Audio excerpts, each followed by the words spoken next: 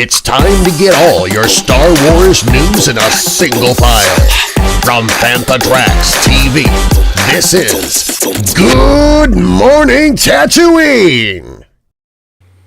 Good morning, Tatooine indeed. We are back once again with your weekly recap of everything Star Wars and Lucasfilm. I'm your host, Brian Cameron, and with me is always Mr. Paul Naylor. Hello, Brian. You alright, mate? I'm very good indeed. How are you, Paul? I'm excellent. I've finally got my log cabin that's going to be at the bottom of the garden. I've got all the components on the driveway, so I'm expecting a large erection tomorrow morning.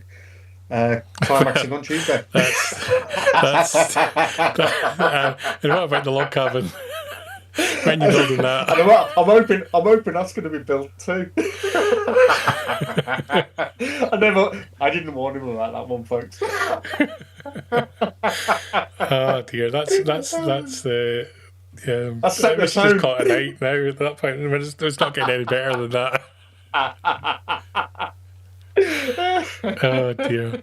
Other than that, should we find out what's coming up in the show? Yeah, why not? Here's something that excites me. Mark's title for the Skywalker Grill at the George Lucas Museum. Start your day with a brisky morning munchen at Skywalker Grill. That's just genius. The Mandalorian and Grogu has boosted Burger King sales. We just can't get away from food this week. We can't. It's a food week. It's a food week. Hope assembles as marvelous Star Wars crossover is announced. I have thoughts. So do I. Marvel October 2026 solicitations include Vader, Bazan Chirrut, Fett, and Ren. So some good stuff coming up there. The Mandalorian Grogu is heading to Disney Plus 2nd of September. Yeah, and at the same time, we've got the Mandalorian Grogu official podcast.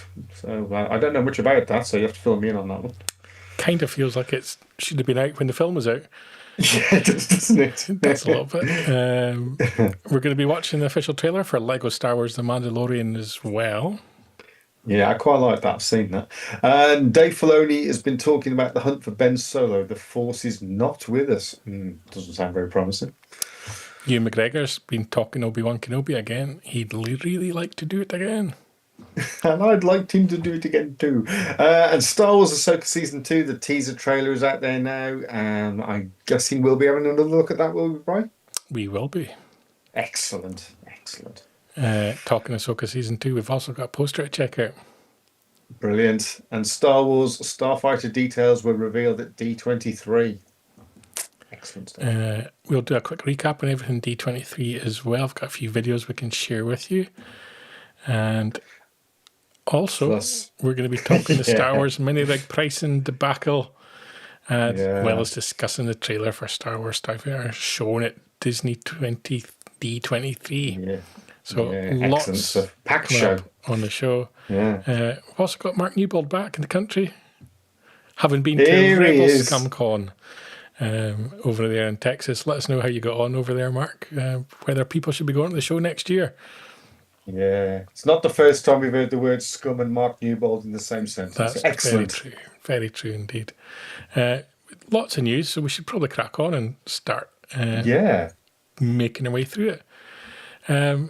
It's a great title from Mark. Start your day with a brisky morning munching at Skywalker Grill. The Lucas Museum doing a lot of work on social media, doing a lot to promote the opening of the museum in September. Have just announced that they're going to have a restaurant, and it's going to be called the Skywalker Grill. As Mark suggested, they could have called it the Tucker Inn or the Radioland Burgers, but they've gone with the Skywalker Grill, and it's going to take its inspiration from George's private residence, which is Skywalker Ranch, which also hosts some of his former companies still to this day. Yep. It's going to have a refined American cuisine rooted in California's seasonal ingredients alongside a thoughtfully curated beverage program. And it will also have the famous Wagyu burgers from Skywalker Ranch as well. Why not? Why Brilliant. not? I mean, if you're going to pay $20 for a burger, you may as well have Wagyu, haven't you? Restaurants open to both museum visitors and the general public, and it will welcome guests for lunch, dinner, and weekend brunch, offering a natural extension of a museum visit as well as a place to gather for an evening meal. Remains open beyond museum hours, and it invites its guests to enjoy panoramic views of Los Angeles long after the galleries have closed. So if you want to look out on the beautiful vista of people getting shot and knifed, there's your restaurant to sit and gaze out and view. Not to cast aspersions over LA, I've just been on the internet and read things. I love it. I love it. Mark's assessment of Rebels Scumcom. People really should be going to the show next year. Absolutely brilliant event. So couldn't get higher praise from Mark on the Rebels Scumcom there. So yeah, definitely one for people to check out next year in Texas. And they had an incredible lineup, I guess, this year as well. Yeah, it was very good. The coverage as well from Mark and Matt, very good. Yep. So that's the very fancy looking Skywalker Grill. Yeah, that looks a fun place to go and hang out. I like the fact that it's open beyond the opening hours of the actual place itself. So that's quite cool. And like you say, I mean, at night time with all the lights in LA, it'll be quite a stunning view from there, I would imagine. But, I'm sure at some point in the near future we'll all end up there. And if we don't end up there, we can end up here. Burger King. Yay! Adam, there, your co-host on your podcast there. He's got barbecue shrimp on the Barbie. Sounds perfect. Apparently, the Mandalorian Grogu has boosted Burger King's sales. Burger King had an 8.5% jump in sales, and they accredited part of that to the limited edition menu they had to accompany the movie. Yeah. Which can only be a positive thing for Star Wars because, it wasn't a financial success in the cinema, but as a brand, it's still done well for the people who have invested money into securing it. Well, when all these exclusives were knocking around at Burger King, met up with Rich Mitch over at what event would it have been? Over in Blackburn, and he'd got some of the steel cups. There's a green one in the image there, and they were really nice, really really nice. They're going to be collector's pieces in the future, no doubt. So I'm kind of not surprised that they did well off the back of it. I suppose it would have appealed to a lot of the kids for the kiddie meal, because obviously the Grogu factor. But like you say, it's good to see that something positive is being said about the Mandalorian and Grogu. It does indeed. Talk about things to say positive things about. Did you find any positive comments about this?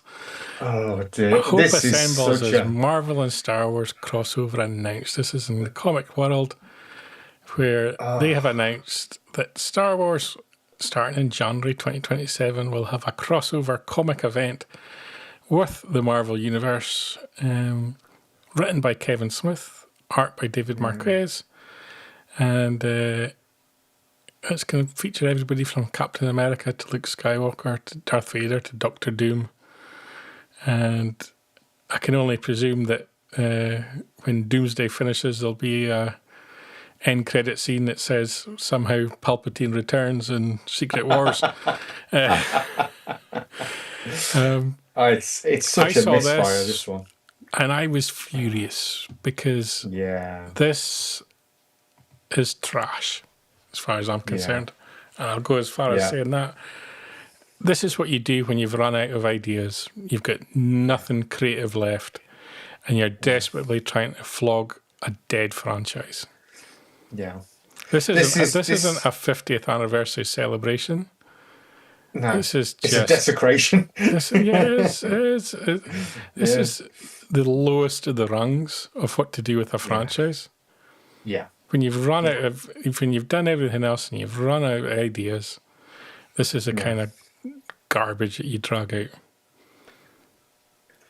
Now, right, Brian, I love chocolate ice cream and I love gravy.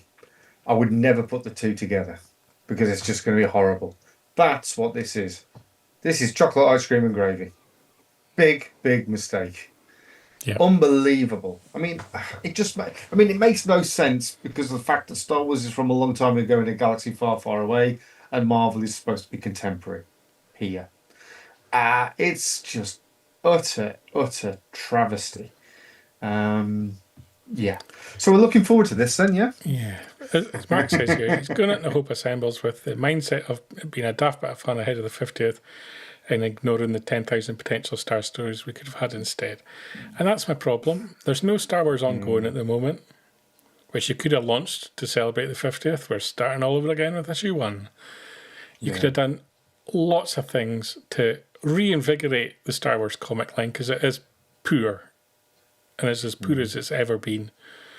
And its entire history from 1977 to now. It's devoid of any kind of creativity. Yeah. And I don't blame the talent. I blame the management of it. Because I keep saying this, what is the purpose of Star Wars? What's the storyline you're trying to tell? What's the arc? You know, and what does this do? It just does stupid things with characters that are nonsensical. If this is successful and it sells really well, what are you going to do next? We're going to get a film. It's like, this is what you do when you've beaten a dead horse, is the phrase that comes to mind. It's just trash. And I cannot believe that this has gone through multiple stages of approval. This should have been shot down at the concept idea. Yeah, it's just horrible. Absolutely horrible. I've not seen anybody that's genuinely excited for this at all. And likewise, if I was a Marvel fan, I'd be angry too. You know, I mean, I am a Marvel fan, but I'm not a Marvel fan like I'm a Star Wars fan. And you know, if I thought that Star Wars was sort of encroaching on my territory, I wouldn't be happy. So it's a loss for both franchises as far as I'm concerned. Yeah, does nothing for no one. Talking about the sorry state of Star Wars comics, here's where we're at. This is what's coming out in October. Rogue One, based in Chirrut. Yeah. You know, it's not exactly innovative. The Fall of Kylo Ren, which I'll give them some credit to Charles Soule.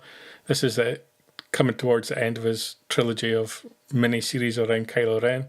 But what you could have done, instead of having 3 mini-series, was have a ongoing with Kylo Ren. Yeah. You know? Yeah. You've got a Darth Vader Rogue One issue coming out as well. Yeah. You've got the adaptation of the Book of Boba Fett, issues 3 and 4, both coming out in October. All these years later. All these years later. So basically you've got Rogue One, the Book of Boba Fett, and Kylo Ren, who you refuse to make a new movie about. None of it pushing the narrative forward in any direction. They're not. You're just playing in the at least Yeah, at least they don't defy logic. Yeah, you're just playing in the sandpit and achieving nothing. So screw you, Marvel Comics. You're having a bad month. I'm not giving you any more free PR.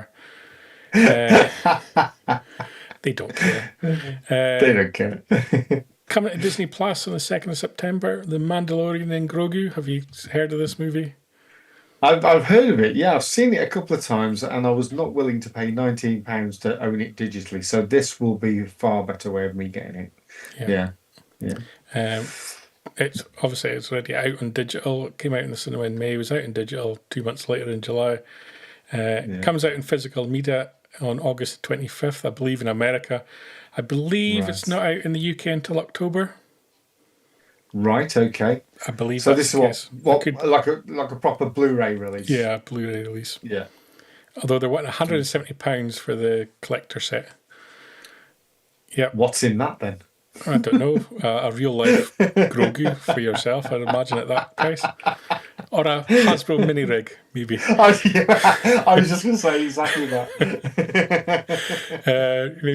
I was going to say you maybe get 2 mini rigs, but you want it for that price. So it's coming to Disney Plus on September 2nd. So I think people in the UK will see it on Disney Plus before they can get it in their hands.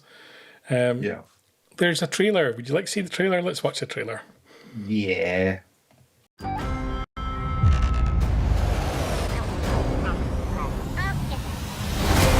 Strap in.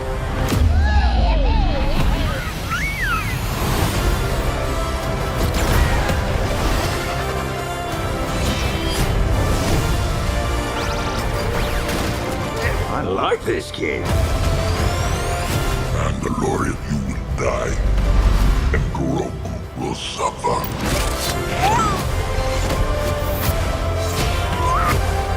This is the way. What are you waiting for? The Mandalorian and Grogu, streaming September 2nd. I need you to go to the control panel. Look for the ignition relay cutoff. I don't think he knows what he's doing. Leaning heavily into the cuteness of Grogu there to flog the product. Yeah. What was interesting was the timing of the audio, where you've got him basically standing up after he's just had a poop in the woods and saying, "This is the way." I did think that. Yeah. So the Suddenly, that's not lost on me. has expanded to what you do when you're camping. I just think, you know what I mean? I just go a little bit further away from home camp. That's all I'm asking. Dig a trench with your helmet, for God's sake. Oh, dear. What can I say? To support the release of it on streaming, they're going to be releasing the Mandalorian Grogu official podcast. Common sense would have said you would have done this during the upcoming promos for the film, but apparently it's a behind-the-scenes look at the making of this summer's theatrical release. Thankfully, it never said this summer's blockbuster.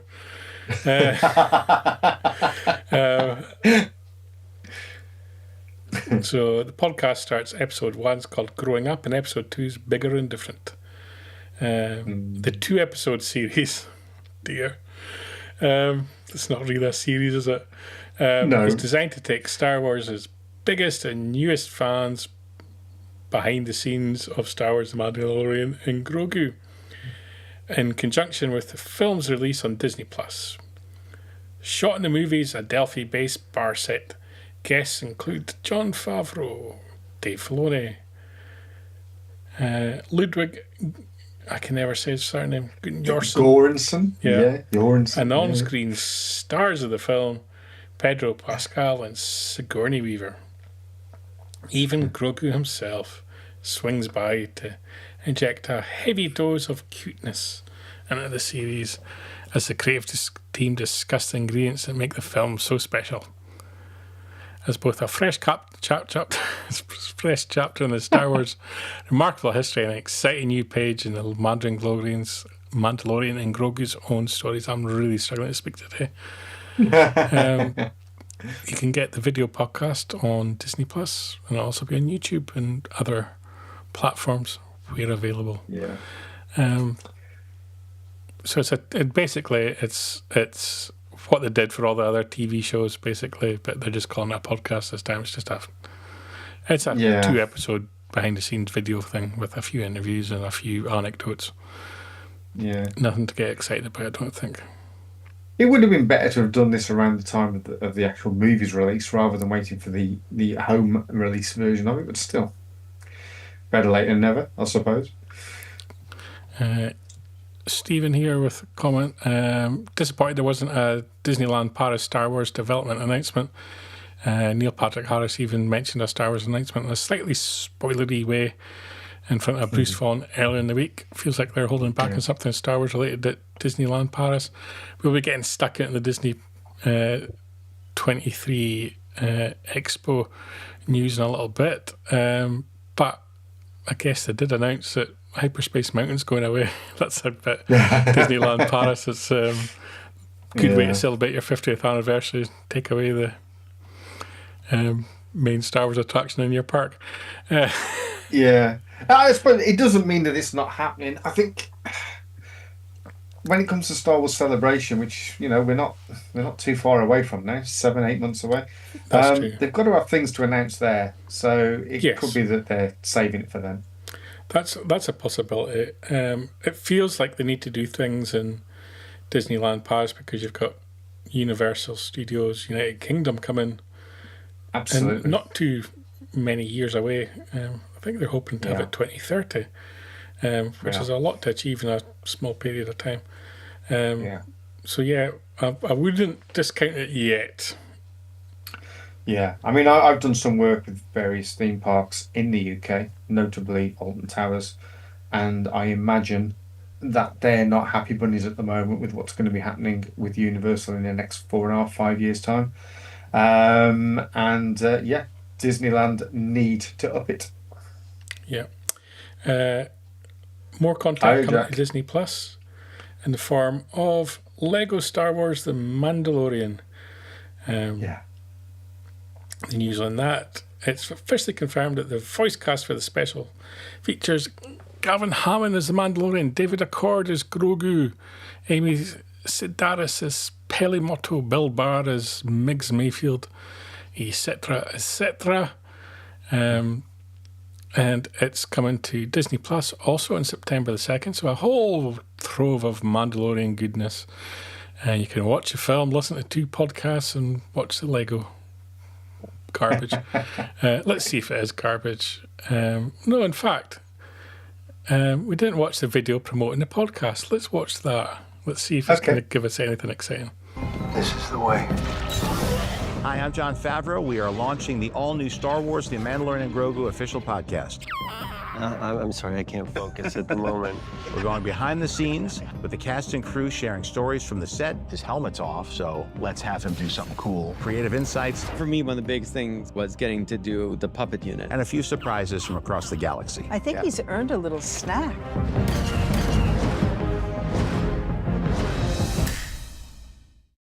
Yes, it wasn't that exciting. If you follow the press tour, that was filmed way back in May. But yeah, let's check out the Lego at this juncture as well. Let's check out the Lego trailer.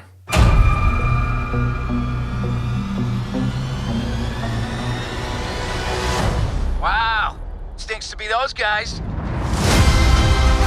Gather around, everyone. I'll tell you the exciting story of how a little green kid turned a stone-cold bounty hunter into a warm and fuzzy stone-cold bounty hunter.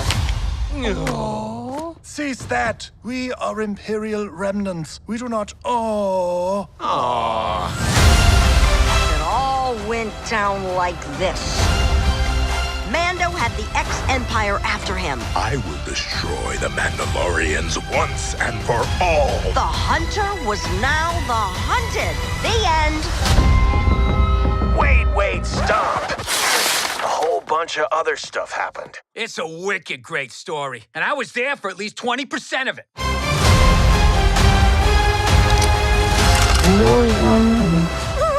Look, if you're gonna be a bounty hunter, you'll have to sound more intimidating than that.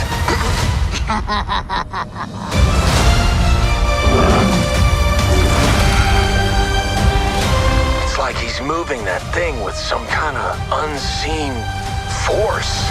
It is called the Force. They have got to work on better names for stuff. We're surrounded. Initiating self-destruct sequencing. Are you nuts? My sanity has been questioned. Initiating self-destruct sequencing. Here we go again.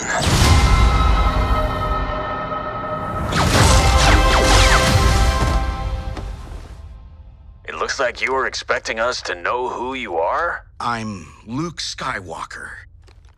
My father was Darth Vader? Oh, come on! I'm kind of a big deal! If you say so. Luke Skywalker stealing Finn's lines there. It's inoffensive enough, it's okay. I don't mind that. Mark getting a behind the scenes look at the logo there. Let's make sure this guy sounds purposely nothing like Mando because Cara Dune was strangely absent from that. Noticed as well. Yeah, she doesn't get a lot these days. She's not getting a lot of work. Let's find out why. Let's talk to the CEO. Dave Filoni, obviously doing a very small amount of press on the red carpet at D23, and a journalist asked him about the hunt for Ben Solo, and Dave Filoni's response was basically, it's not here, you won't find it here, the Force is not with us in that regard, I love the love you feel for it. Thoughts? Yeah, I don't know whether this one's dead in the water or what, but the whole idea of it, I mean, Ben Solo died. How many times can we keep bringing back characters from the dead in Star Wars? At least 2 more times. I mean, Adam Driver, great actor. It would be good to see him in that role again. And also, because we only really saw Ben Solo very briefly at the end of The Rise of Skywalker, there's quite a lot for him to work with. We only really saw him as Kylo Ren. So it could be quite interesting to see what Ben Solo as a properly fleshed out character would be. Do you want to stir the rumour pot? Go on. Obviously, at D23, Adam Driver was announced as, I was going to say Charles Xavier. There, but I believe that would be incorrect. Watch what yeah, it would be. That would be very incorrect. But he's going to be the Sinister Minister himself, I believe, from X-Men. That's right. That video of him was filmed at Pinewood Studios.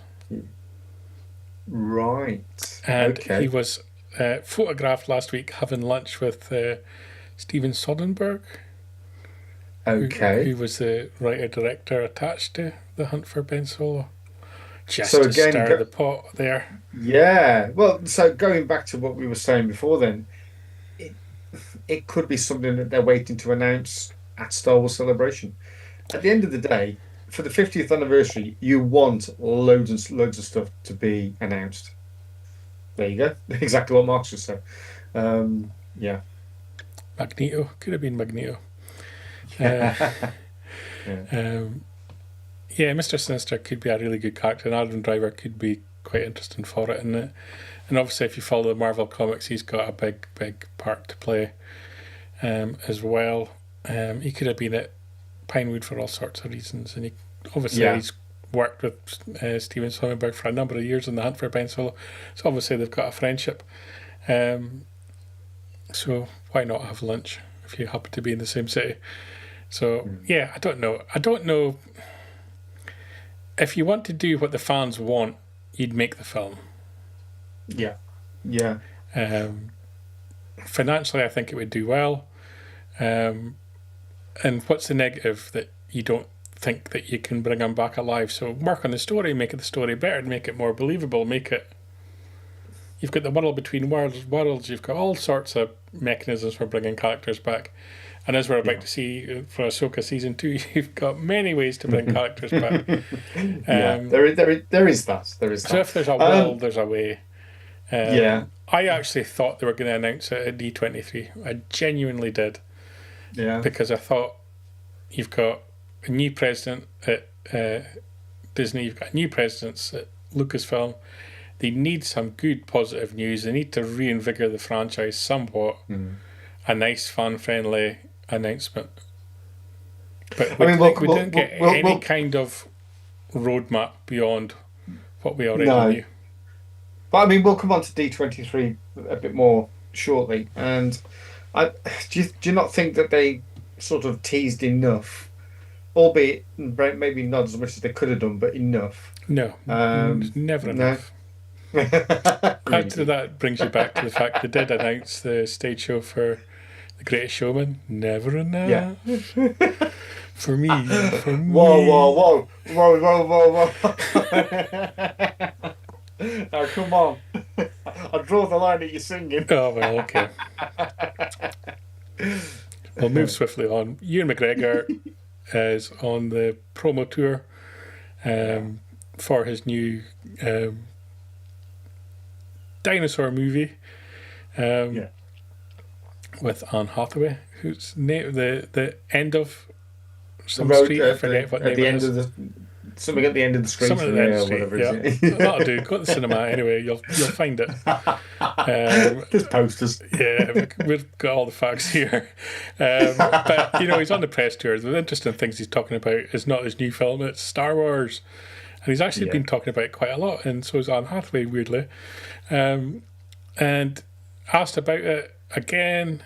And basically, he really wants to do it. And he's the right age, and he recognises that, and this is the time to do it, and he's lots of stories they would want to tell, and he pretty much would like work for the next 10 years, is what he's saying. Use me. I'm here. Yeah. The character's popular. We could make something good. Yeah. Do you know what? I think if they do return to the character, I think next time round it would be a cinematic release. So do I. Yeah. I think he was talking about there being something like a 10-year window. Thank you, Mark. There's something like a 10-year window of content that they could still use with Obi-Wan. And, at the end of the day, to have somebody of Ewan's caliber associated with Star Wars wanting to reprise that role, they'd be absolutely stupid not to do it. It's madness. It really is. Not to do it, it's madness. Much like the Hunt for Ben Solo, the popularity of it is clearly there. Yeah. Find a way. You're creative people. That's your job. Because, put it like this, he's found a way to squeeze Ahsoka into every single thing he ever does. We've got an Ahsoka Season 2 live-action series, and let's put it like this. How did Ahsoka kick off? With a conversation between George Lucas and Dave Filoni, where Dave Filoni's comment was, but Anakin doesn't have an apprentice. And George Lucas' response was, yes, he does. Yeah. That's as simple as it is.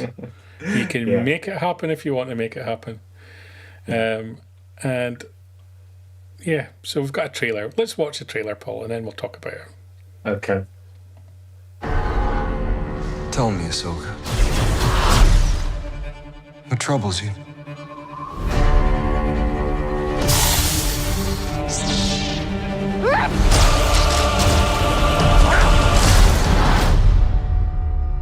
I'm always walking by your side. Citizens of the glorious Empire, I have returned. I took an oath to protect the Empire. I therefore declare war on the Rebel Alliance.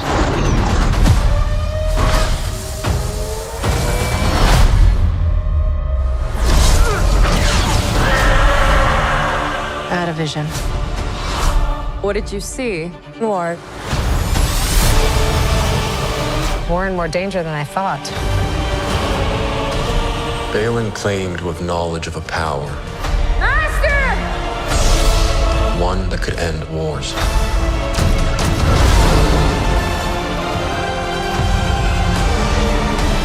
A long time ago, I walked away from the Jedi.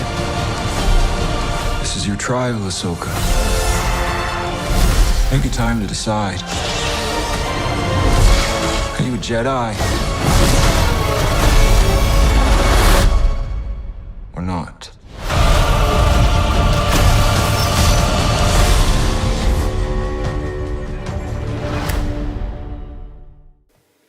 Not. I would like it if she turns Sith. Do something creative, Dave. Come on. It was very nice there to see someone sticking up for democracy and the wonderful Galactic Empire. Declaring war on these dirty rebels. That's what's been needed. That's what's been missing, Paul. He's just a tall Smurf. We don't need that kind of scum. Papa Smurf is back to save us. I'm really looking forward to this, and I don't think it's any secret. I'm sure it came out many moons ago that Ahsoka season 2, the latter episodes of it are going to be a massive space battle, which there is tiny elements dotted around in that clip, and it looks fantastic. And we're going to have Admiral Akbar back. Sorry? We're going to have Admiral Akbar back. That's right. Yeah, that's right. And the fact that we're going to see him facing off against Thrawn is brilliant. But for me, the beautiful thing about all this is the reinvigoration of Hayden Christensen as part of Star Wars as well. I love the fact that we're going to see him as a Force ghost, sort of on the shoulder of Ahsoka, if you like. But then also in flashback with the younger Ahsoka, which is it Daphne Keane, I think, plays the young. Tell me, Ahsoka. Pressed the wrong button. Apologies. Yeah. No, it's it's not. Daphne Keane was in The Acolyte. Yeah. It was the young lady that was. It's a little girl that's no longer a little girl whose name I can't remember. Anyway, but, we're full of the facts. Come on, Mark, get it typed up quick. But it's brilliant to see, to have the backstory of Ahsoka in live action. Then we also get to see Anakin in live action again, and they've been able to de-age Hayden quite sympathetically. I think he's not really aged too badly, has he? There's a few wrinkles here and there, but managed to iron out with a bit. He's not looking as good as we are, but I think for 28, I'm looking pretty good. But no, I am really looking forward to this. But again, it's going to come. It should be a film on the January 20th next year, so kicking off the 50th anniversary year with a bang. But it does mean that since it is for the first time since 2019 when Disney Plus launched, that 2026 is now officially going to have no live action Star Wars show. Right. Okay. Interesting. And there is nothing announced for beyond Ahsoka season 2. So, and it's very similar is happening with Marvel. Everything Marvel that isn't already in the cans also cancelled. Or nothing's been announced. So it almost feels like it's coming to the end of live action on Disney Plus.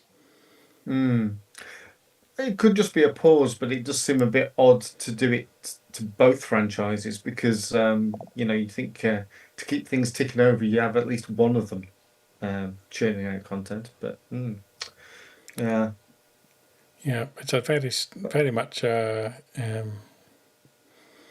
strange situation. But it boils back to the fact that Disney Plus is a library now. It's not sure if it's designed to have new content, really, to be honest. Yeah. I mean, as minimal a success as Mandalorian Grogu was, it still gave Disney 2 bites of the cherry because it got to have it in the theatres before it went out on Disney Plus. So, or 3 bites if you include sort of, buying it for the home market. So whether that model is tempting them, I don't know. Yeah. Mark saying it feels like animation is going to be the future, at least in the short term. They also have signed up a lot of influencers for reality type, game show type shows. That seems to be the cheap and nasty direction Disney Plus is going. It's a strange one because with Disney Plus, they destroyed their own TV model. Yeah. They have destroyed their cinema release model. Yeah. They're not making money at Disney Plus either, so it's failed in 3 different ways for them. It's been, I honestly think history will look on Disney Plus as being a giant disaster for them. And nobody's willing to step up and say that yet. And it feels like they're just going to silently just move on and have no more live action. Yeah. Yeah, I thought for me the biggest problem is that people's expectation of the timeline between a film being released at the theatres and then being available to watch at home in the comfort of your own living room. Like 45 days is a joke. Yeah, it is. I mean, He-Man and the Masters of the Universe was less than that, wasn't it? That was about 30 days. Which you can sort of understand because Amazon's the one financing that one. And that is their model. Their model is streaming. They're not a cinema release type company. Cinema releases. No, but the thing is, though, but then the audiences look to that, and that's their expectation for anything and everything from there on. I mean, back in the day, back in the late 70s and early 80s, you went to see a film at the cinema, you weren't going to get that on home video release for 3-4 years. Yeah. And then that gradually came down and came down and came down. I mean, even when we got to like the late 90s and the early 2000s with the prequel trilogy, you know, you'd be looking at maybe 6 months before something was released. But that seemed like, oh, well, do I really need to go and see it at the cinema again? I've seen it once, I've seen it twice, that's probably enough. I'll have it in 6 months' time. I think they made poor choices as to what is a TV show and what is a movie. Things like Andor work well as a TV show because it's more in depth and it's more... Yes, it's like a book. Content. So it's not more, something you'd resolve in 2 hours. I kind of feel like Ahsoka Season 2 feels like it could have been a movie. And it actually feels like this is Heir to the Empire. Yes, yeah, I wouldn't disagree with that. You know, the action sequences, everything about it, the feel of it, it even looks like a film. The quality of it. What if? Go on. A character unexpectedly appears in Ahsoka Season 2, who happens to be Mara Jade, who happens to then be in the Starfighter movie. Yeah. Timeline-wise, does that work? No, or would it be an older? No. No, it should. It should work actually. Yeah. Not too. Because she'd be younger than Luke. Yeah, she is. Yeah. But yeah, I mean. Yeah, I mean, Mara Jade, there's possibilities that's the character being played by Amy Adams in Starfighter. Purely because she's ginger. Yeah. No, I just think it's a. I don't know if I said this on the last show or not, or whether I've said it off here. I think that Amy Adams should be Mara Jade. Yeah. She's no longer happens to be with Luke Skywalker. Luke Skywalker is unaware that she's had a child. That child is played by Finn Gray. Thus, Finn Gray's character is a Skywalker. And he's been essentially rescued by Ryan Gosling's character and taken to Rey's Jedi Temple. Then allows a Skywalker lineage to continue. Rey can drop the Skywalker name, start calling herself Palpatine because she should be proud of being from a democratic leader. And... then allows them to move forward with a Skywalker-centric storyline. Yeah. It solves so many problems. I like that idea. Because people would love it if Mara Jade was in something. Well, people would love it if the Skywalker name lived on legitimately, rather than just because somebody decided to be a Skywalker. Yeah. Mark says they need to pick some easy ones, and I think Mara Jade's an easy one. Yeah. I should write Star Wars. Go for it. Go for it. Okay. Next on the news front is the fact that we also got a poster for Ahsoka Season 2. If I'd been quick off the mark, I could have got that in. It actually looks... I wish I actually had the poster. I'm going to see if I can find it very quickly. It actually looks very similar to the Heir to the Empire poster. With,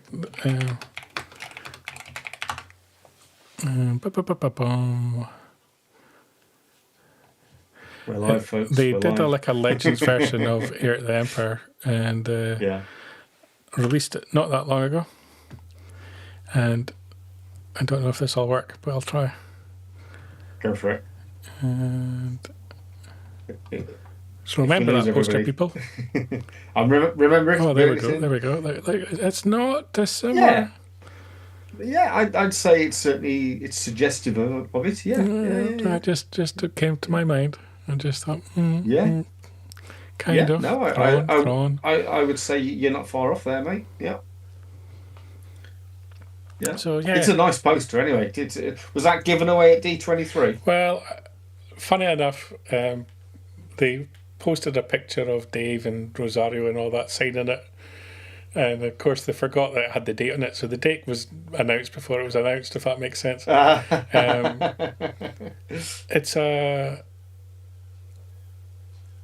It was given away, I think, at the Lucasfilm Pavilion.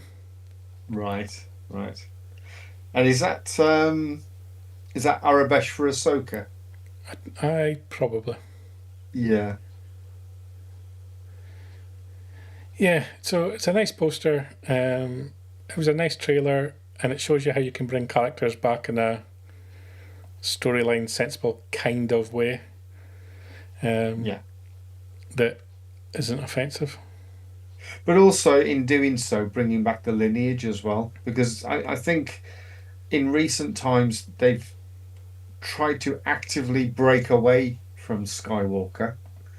And I think the more they pull away from it, the more the fan base resists. We want it to be the continuing story of Skywalker. So, yeah, I like your theory that the young lad is a true blood relative of the Skywalker lineage. Yeah, we've got a new logo for Star Wars Starfighter. I love this. Do you? I absolutely love it. Yeah, I do. I love the fact. I mean, for me, and for UK Star Wars fans, that first poster that we had at the cinema, where you've got Luke in the foreground and Han and Leia sort of like either side of him, rushing towards the front of the image. And that was the font used for Star Wars. So I think that's a brilliant nod to the 50th anniversary.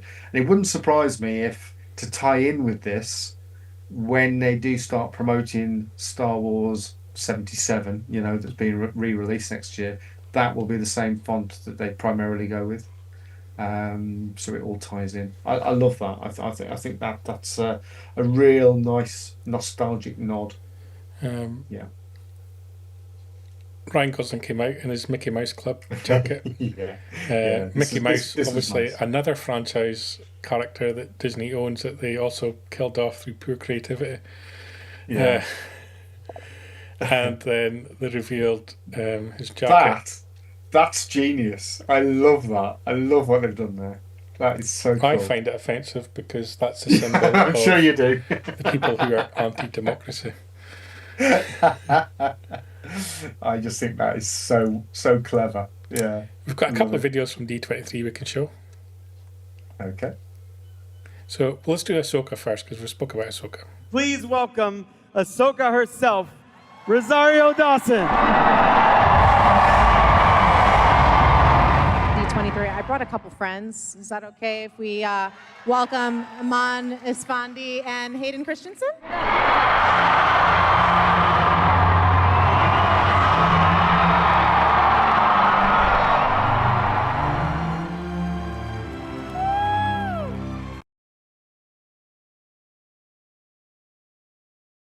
That was the first one. We've also got a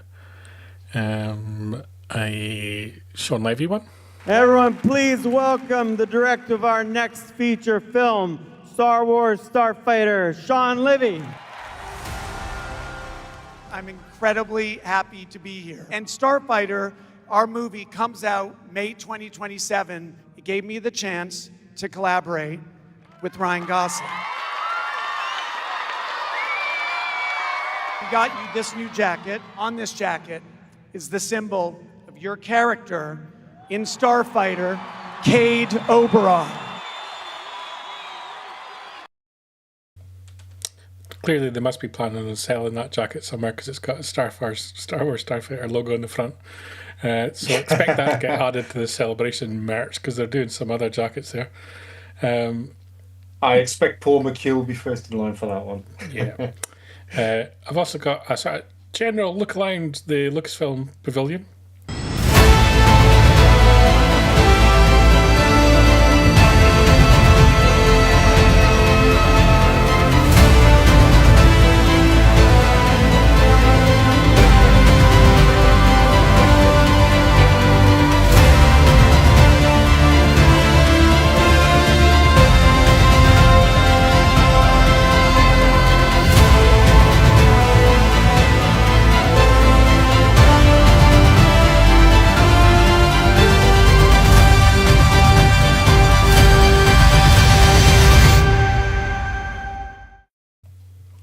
Looks just like his father. One thing that we haven't pointed out, obviously, is that Cade Oberon, which is the character name. That's true. It isn't a million miles away from Cade Skywalker from Star Wars Legends. That's very true. It just makes me feel that maybe that's very deliberate. It's a different spelling, K rather than a C. But yeah, that there's got to be a hint in there somewhere. Definitely. Jack making a comment. I think we need more bad guys, long-lasting bad guys, to help with the longevity of it. I disagree. You know, Han, Luke, and Leia and Lando have been around forever. We need more of the good guys. We just need more of everything. More Emperor. More clones. Somehow he returned yet again. Yeah. Yeah. Also coming out D23 was some Indiana Jones news from Harrison Ford. Let's hear from Harrison. Hello, D23. Thanks for coming along on all of Indy's adventures. Soon will be time for his next ride, and I'm pleased to share that for the first time ever, I'm the actual model of the Indiana Jones animatronic, fear of snakes included. I'm excited for you to see his next epic adventure, and I'm coming to Walt Disney World soon. Not sure where that sound in the background came from, but that was Harrison. And last on the well, I should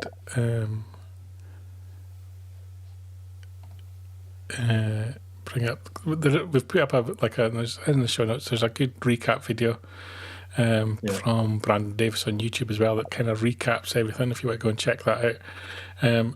But the last bit of news was some gaming news, so we'll just run that as well.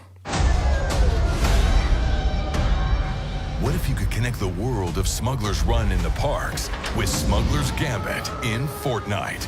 Hello, my fellow smugglers. Come find me on Ord Ryla, and we will get started.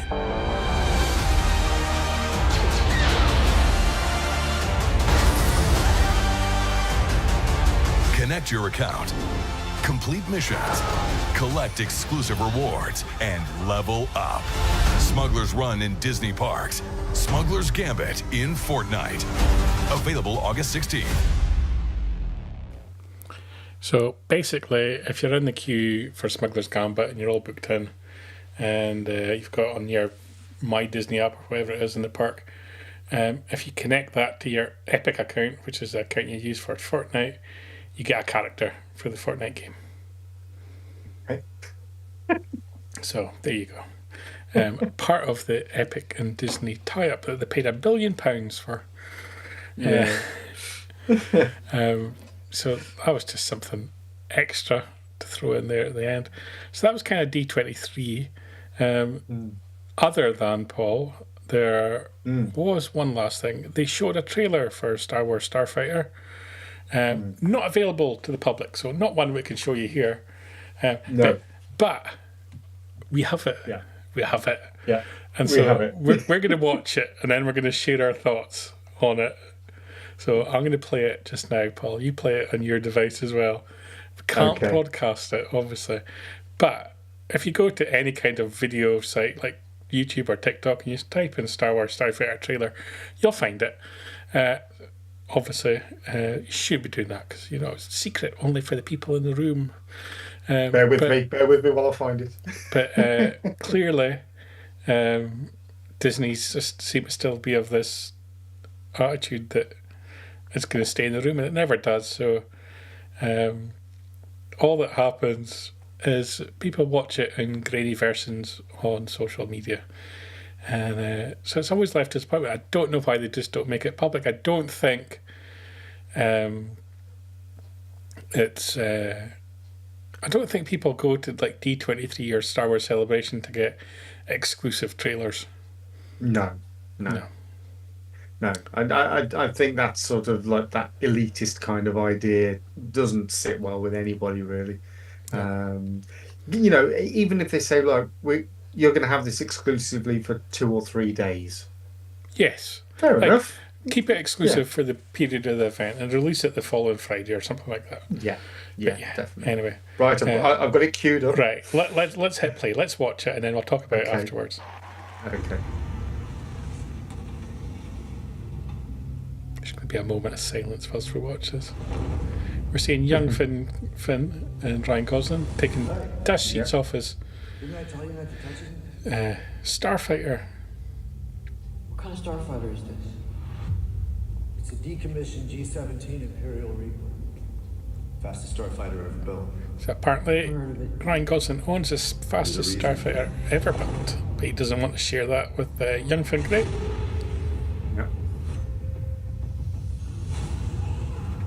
And we see the aforementioned jacket on Ryan Gosling. We see him working on the Starfighter, repairing it and whatnot. And we see them on the water planet that we got the preview picture from. We see the robot piloting the ship. We see him trying to escape from somebody. And we get a nice big Starfighter logo and a nice big look at the ship.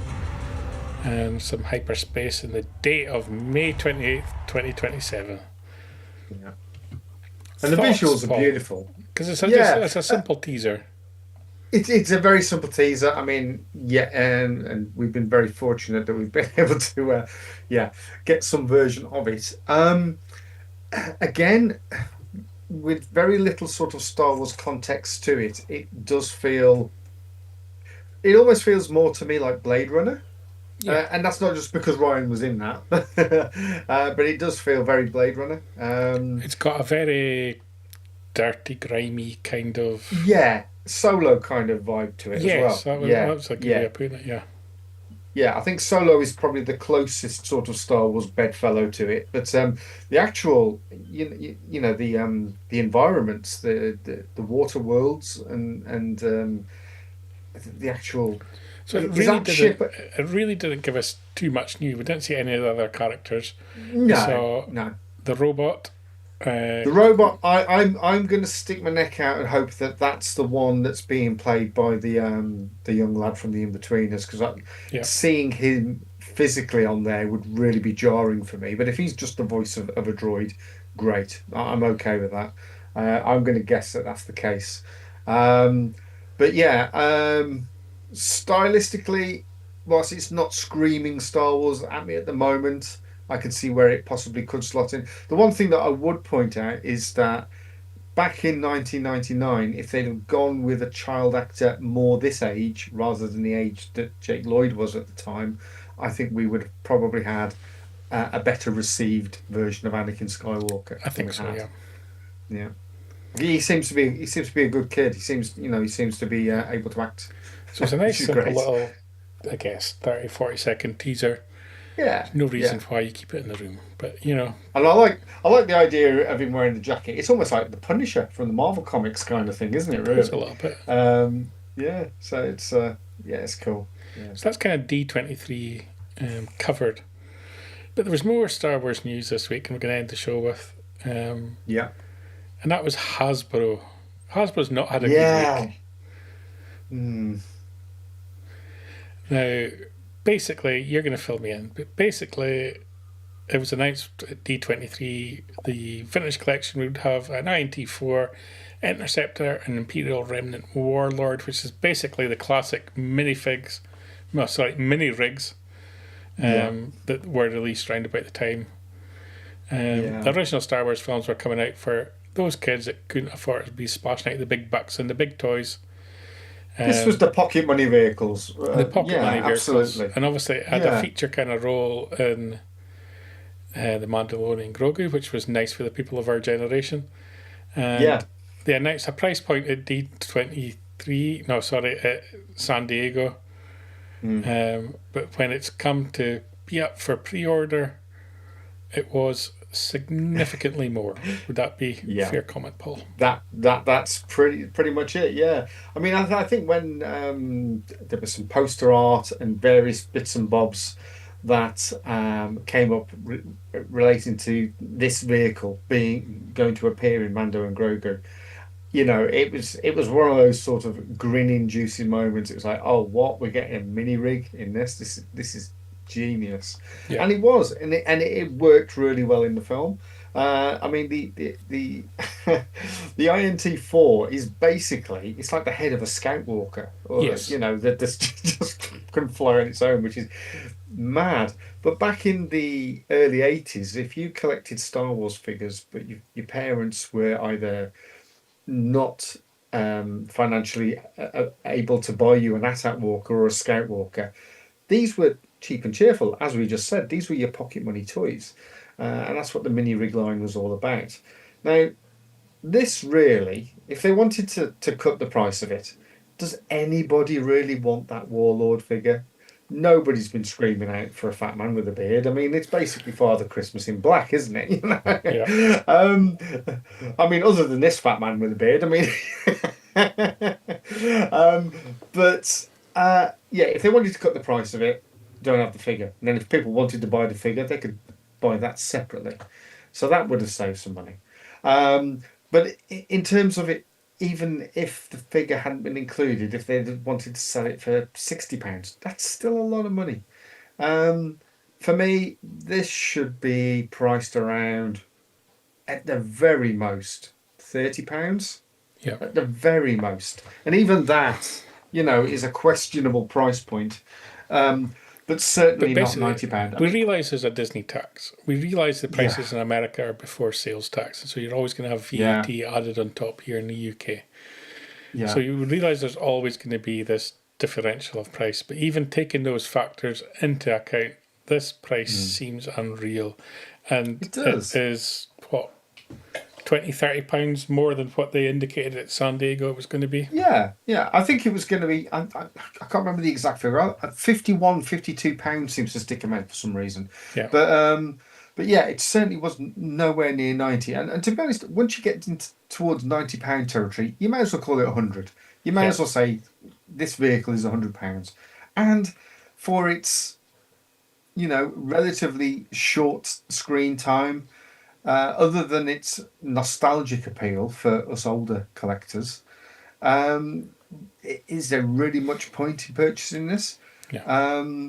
So you would make it, more economically makes sense to put these out. I'll tell you exactly what will happen with this. This will become a peg warmer and will end up being flogged off for 25-30 quid anyway. Yeah. So, poor show. And this isn't just us saying this. The Hasbro collecting community are up in arms about this one. Yeah. I've not seen a reaction like this for some time. I think since the Black Series was continually down painted. to respect, and I think people felt disrespected. Yeah, you feel like you're being treated like a mug, and that that they can do anything that they want to you. Hasbro's become the Andy Burnham of toy makers. Yeah, it's they haven't done themselves any favours here, and No. I'm not sure what's next for Hasbro, because the goodwill's drying up. And it will dry up. It will dry up if they persist down this route. People will only take it for so long, and then put it this way: one of the things that pulled a lot of people out of collecting Black Series figures was when they dropped the window off the box, right? And okay, after many people protested, whilst they would never say that's the reason why they went back to it, the window returned, right? But by then, they'd already lost thousands and thousands of collectors who never returned. I can say that with certainty because I'm one of them, right? Now, I am quite interested in this relaunched Black Series wave that's coming up, where they're starting afresh, if you like, with Queen Amidala. That might be my return to collecting Black Series. But at the moment, they haven't done anything that's made me think, right, I'm back into this, because there's that massive disconnect. And they're in danger of doing that here with the vintage collection folk. Comments that I've had just from a few friends of mine that do collect the vintage line, they're totally unimpressed with this. So get your act together, Hasbro. Yeah. Yeah. It's difficult for one for me to comment too much on, because I'm not in that collecting community. But even to me, it was coming up on my feeds, and that shows you how angry people were, because it was traversing the normal community groups, and it was going kind of wide field. And Hasbro did kind of put out a whoops kind of statement, but even that didn't go down too well. No. I mean, I'm not going to name anybody because that's not for me to do so, but there are people that we know very well that have made some very sort of strong comments about this, and they're people that normally aren't scathing of anything. They're always very positive about Star Wars, good and bad. But you know, there's friends of ours that have made it very clear that they're unimpressed. I think Mark kind of nails it there. It looks great, yeah, but this misstep has massively derailed any goodwill they had. And I think when a large part of your audience is a collecting community, the goodwill element of it and feeling part of something plays a big factor. Definitely. So it'll be interesting to see what happens from here. I mean, they have potentially got a massive PR disaster on their hands. The ball is in their court. They've got to sort this out and sort it out quick, and it's got to be appropriate to what fandom wants. 100%. That's the news covered for this week. A lot of news. So we're not doing the review of Star Wars Visions, the 9th Jedi Episode 2.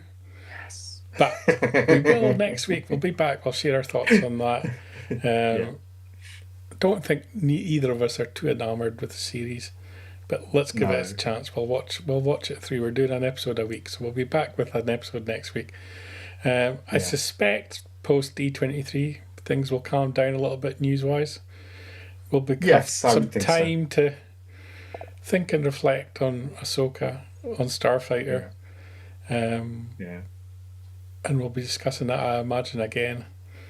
And I'm sure there'll be more content will come out of D23 as well, with some interviews and all that start getting posted as well, I think. Yeah, good stuff. Obviously, the news doesn't stop. Check out fathertracks.com every single day for all your Star Wars news. And here's our little fanfare to remind you to tune in to Father Tracks Radio as well on your podcatcher of choice. As coming on Tuesday, we have Making Tracks, episode 263, and on Friday, the very first panel from Festival of the Force, where Mark was interviewing some people as well. So lots to get your teeth into content-wise during the week. Yeah, and Mark and I will be recording a new episode of Start Your Engines very soon. No vehicle has been mentioned at this point in time, but I'm sure INT4. I think we should do. Have we ever done a mini rig special? I don't think a mini we rig have. special. There you go. That's a challenge. Yeah, that's all I'll do. And on that bombshell, we'll call it a night. And it's a good night from me. And it's a good night from INT4. Good night. Keep up to date with the latest Star Wars news each and every day on FanthaTracks.com. You can also find us on Twitter, Facebook, Instagram, TikTok, Tumblr, and Pinterest at FanthaTracks.